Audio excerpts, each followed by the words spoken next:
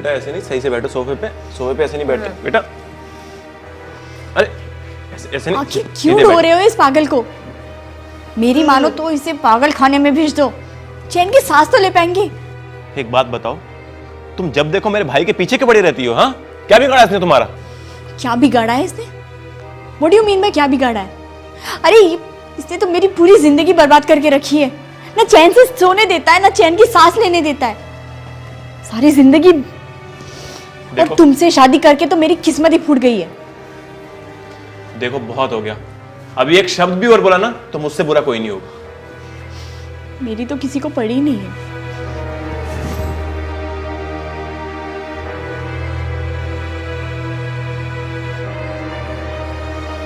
बेटा तू बिल्कुल चिंता मत कर, मुझे भरोसा है तो बहुत जल्दी ठीक हो जाएगा। हाँ, नाराज हो? देखो डार्लिंग, मैं जो कुछ कर रहा हूं तुम्हारे लिए तो कर रहा हूं। हाँ, क्या खाक मेरे लिए कर रहे हो? दिन रात उसी की सेवा में लगे रहते हो। देखो मेरी जान, अगर मैं उसकी सेवा नहीं करूंगा ना तो हमारे ऊपर एक छत भी नहीं रहेगी। क्या मतलब? मतलब ये डार्लिंग कि पिताजी ने वसीयत में यही लिखा था, अगर मैं उसकी देखभाल नहीं करूंगा तो ट्रस्ट वाले आके तुम्हें और मुझे इस घर से निकाल के बाहर फेंक देंगे। क्यों ना हम विक्की को जहर दे के मार दे? ना बजेगा बांस और ना बजेगी बांसुरी। अरे विक्की को मारने की सोचना भी मत। क्यों? क्योंकि विक्की की अगर एक्सीडेंटल मौत भी होती है ना तो ट्रस्ट वाले सारी प्रॉपर्टी ले जाएंगे। कोई तो रास्ता होगा जिससे हमें ये प्रॉपर्टी हमारे नाम मिल जाए।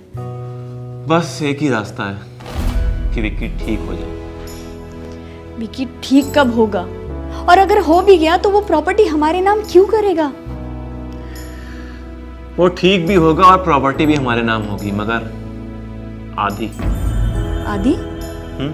आधी, क्योंकि पिताजी वसीयत में ऐसे ही लिख कर गए हैं।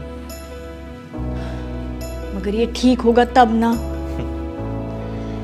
विक्की ठीक भी होगा और पूरी प्रॉपर्टी हमारे नाम भी होगी। उसका तरीका है मेरे पास।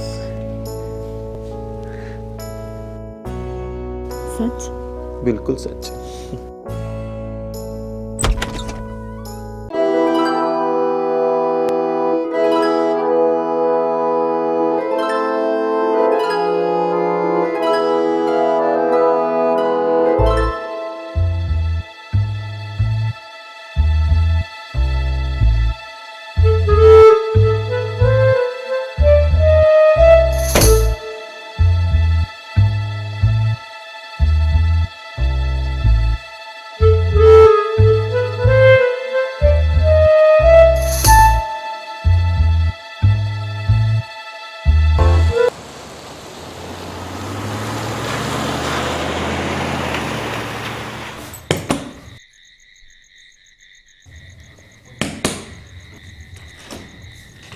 जी, किससे मिलना है आपको? मुझे मिस्टर राकेश ने बुलाया था।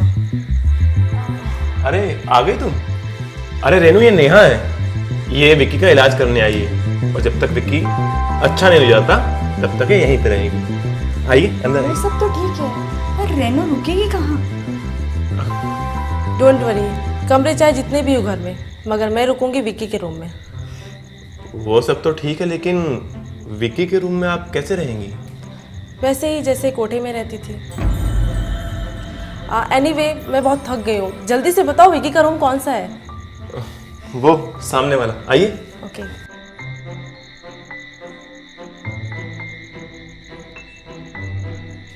ये कोठे वाले क्या विक्की का ध्यान रखेंगे? हम कोठे वाले भी कभी कभी सामने वाले की जिंदगी बना देते हैं।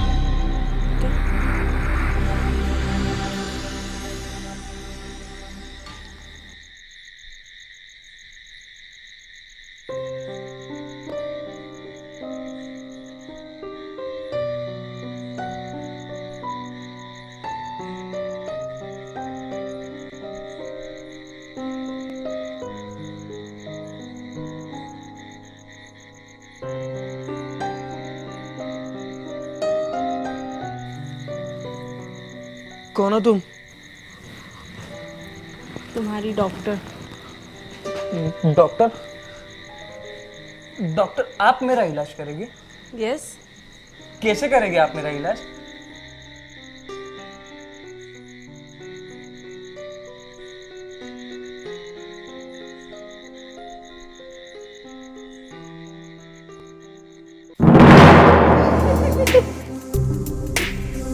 ऐसे। अब तुम भी अपने कपड़े उतारो। ना मुझे ना शर्म आती है बच्चों की तरह कपड़े उतारने में। किस बात पे शर्म? शर्म आती है। नो प्रॉब्लम, मैं उतार देती हूँ।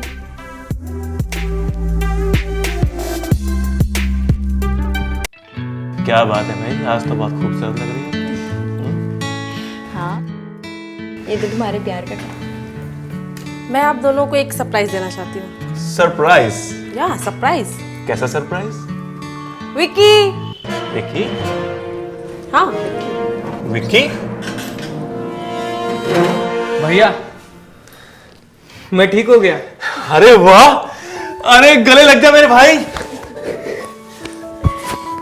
बिल्कुल ठीक हो गया? हाँ भैया मैं ठीक हो गया। भैया मुझे आपसे कुछ कहना है। हाँ बोलना। मैं नेहा से शादी करना चाहता हूँ। नहीं विक्की, तुम नेहा से शादी नहीं कर सकते। तुम्हें पता नहीं ये कौन है। भाभी मुझे नेहा ने सब बता चुकी है। मुझे पता ये कौन है, कहाँ से आएगी। इसके बावजूद भी मैं इससे शादी करना चाहता हूँ। नहीं विक्की, ये घर की इज्जत का सवाल है। तुम नहीं कर सकते इससे शादी। भाभी मुझे फर्क नहीं पड़ता। लोग क्या कहेंगे? अरे भाई, लोग क्या कहेंगे? लोगों का काम है कहना। मुझे ये शादी मंजूर है।